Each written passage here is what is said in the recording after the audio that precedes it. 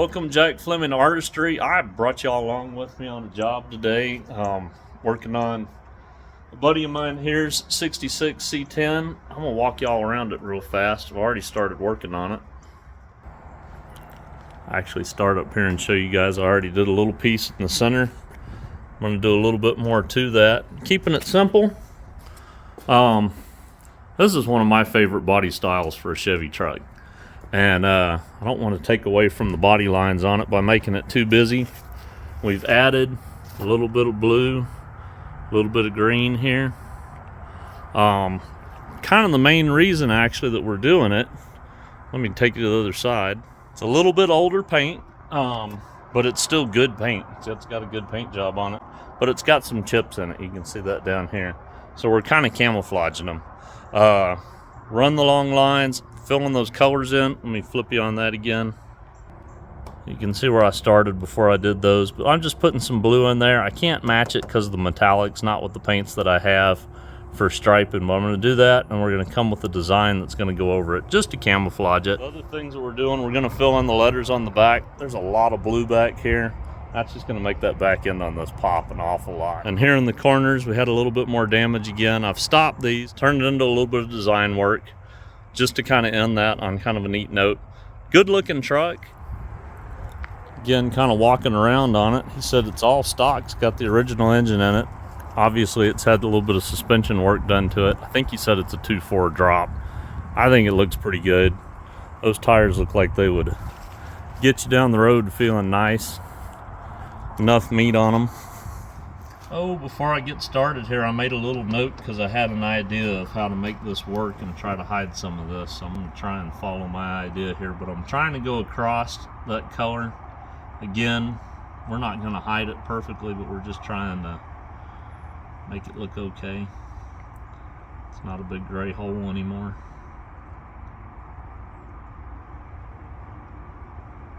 Sort of basing this design off of what I did on the front. Oh, you know what? This is a great opportunity for y'all because I get people ask me all the time, what do you do if you make a mistake?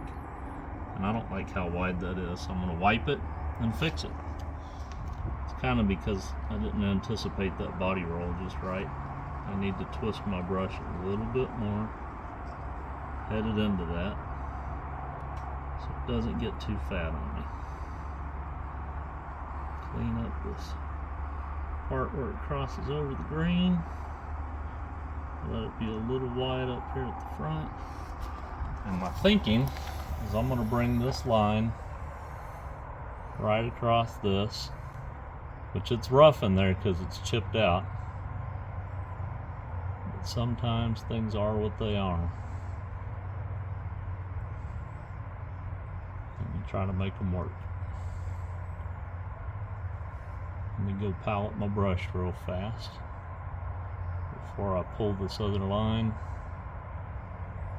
That just resets the hairs from going that way with the curve because I'm going the other way. So let me palette that. Alright, I'm going to start back here behind this mirror.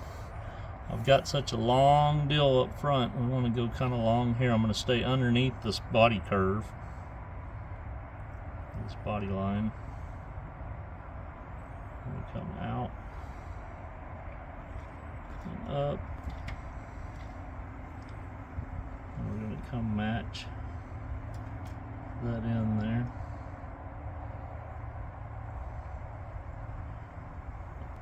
I'm a big fan of making your tips look really good where they connect, so I just get in there and make it look like I want it to. And again, we got this chip to work over, but hopefully that takes a little bit of attention away from that part of it. I know I'm going to follow this back up, but I think what we're going to do is we're going to make it a shape that could be filled in if we decide it needs it. Way up here.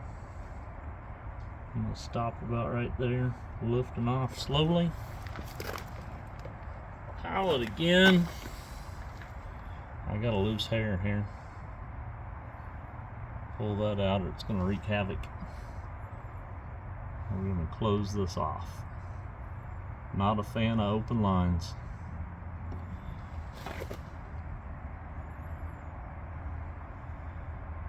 And then we stand back and look at it and see if it needs anything else.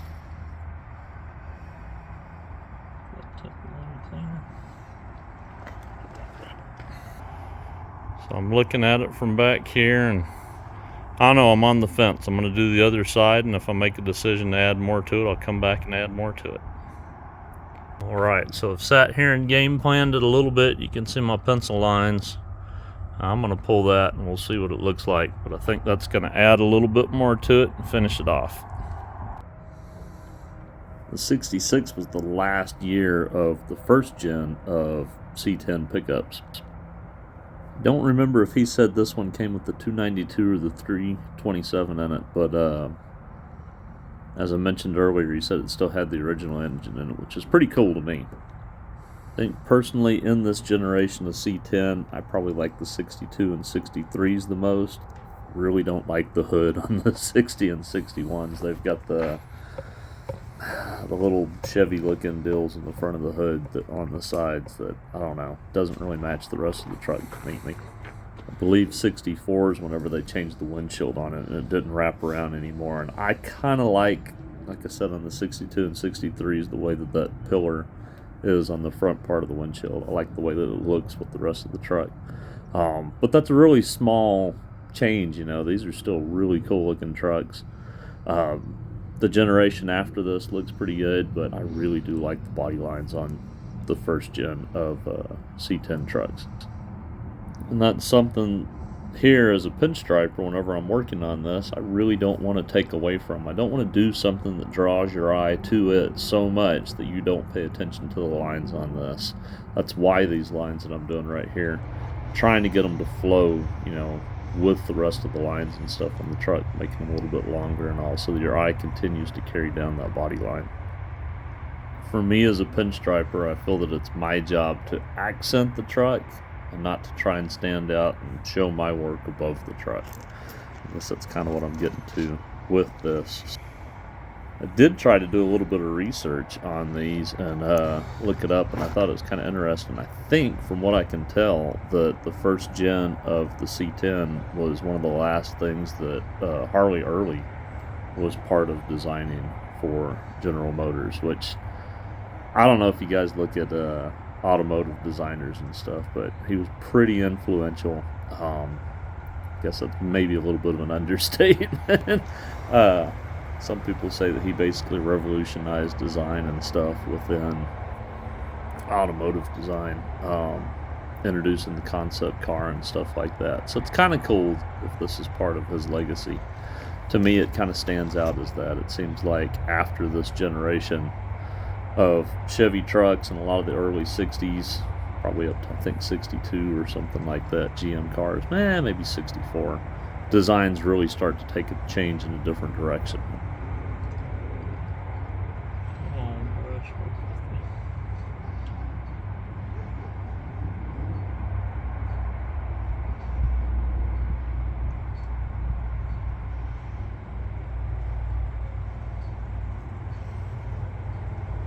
Real quick, just show you guys where we are. We flipped it around because we're getting some little bitty water drops and stuff, but you can see I'm doing the letters.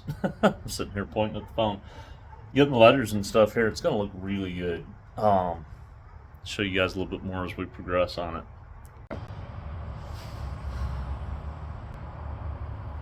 Really like filling in the letters on tailgates. To me, it just kind of finishes off the back of these trucks. And when I say like all classic pickup trucks, I really like the letters filled in, even if it's just subtly, you know, the color being off just a little bit like this one is, really tends to pop and break up all the color and stuff that's on the back end there. And that's what we're going with on this. Let me know in the comments what your thoughts are on that. I know some people out there really like just a plain look on the back end of a pickup truck, having the letters not stand out or anything. Matter of opinion, but I definitely would like to hear what other people have to say about that. I think it's kind of interesting. One of the other options that I do sometimes rather than totally filling them in is just outlining those letters too, which also looks really good. I know I should mention it because people ask all the time. I'm using the Mack Series 189 and everything's wore off of it so you can't read it, but it's a size 8. One shot paint, a little bit of hardener in it, a little bit of chroma flow.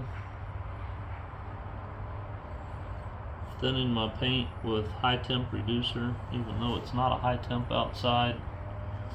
I like it because I think it makes the paint dry a little slower, so it's got time for the brush marks to smooth out more as it dries. Again, that chroma flow helps with that. We're almost finished with this part.